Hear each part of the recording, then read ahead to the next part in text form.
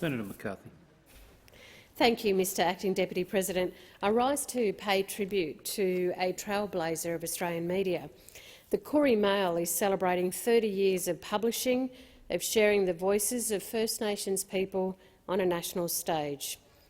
The national newspaper is fully First Nations owned, telling our stories, celebrating our achievements and presenting the news through a black lens.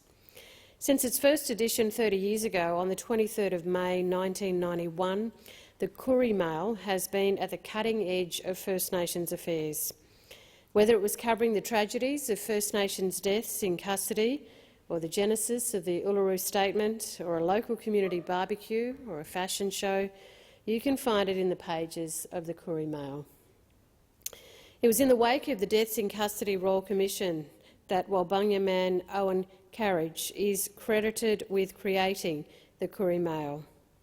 Along with Bundjalung pastor Frank Roberts, they were disappointed in the mainstream media coverage of the Royal Commission in particular and First Nations issues in general. The Koori Mail was born, and the following year the paper was taken into the hands of the Bundjalung Nation. 30 years later, it is still published out of Lismore in New South Wales, but has contributors right around the country. It has trained a couple of generations of first-rate First Nations journalists and storytellers and continues to support and encourage young people looking at a career in media.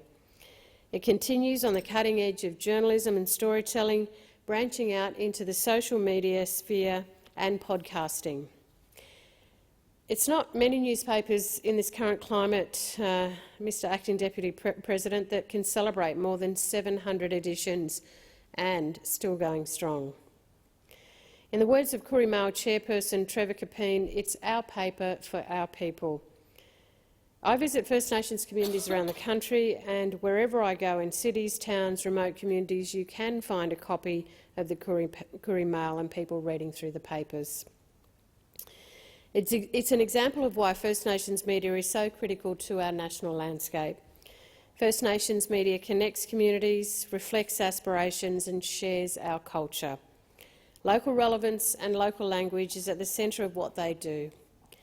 Industry members are the experts in getting information to communities in a way that is culturally appropriate, accessible and timely.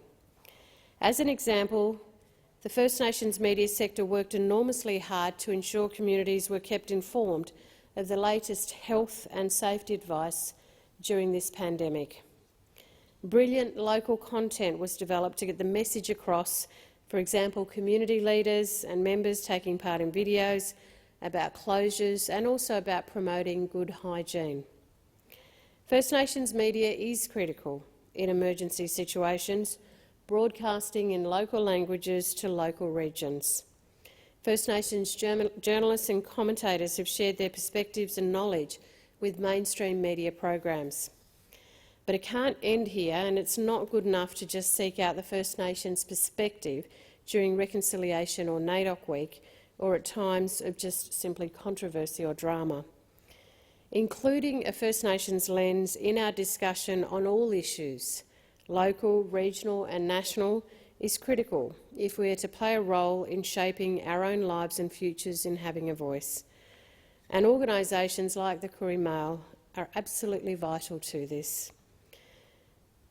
Mr Acting Deputy President, I just want to congratulate the General Manager, Naomi Moran, who's recently taken over as Chair of First Nations Media Australia from Dot West, the editor Rudy Maxwell and all of the current and past staff who have worked so tirelessly and played a vital role in keeping First Nations stories and issues at the forefront, not only for First Nations people, but for all Australians.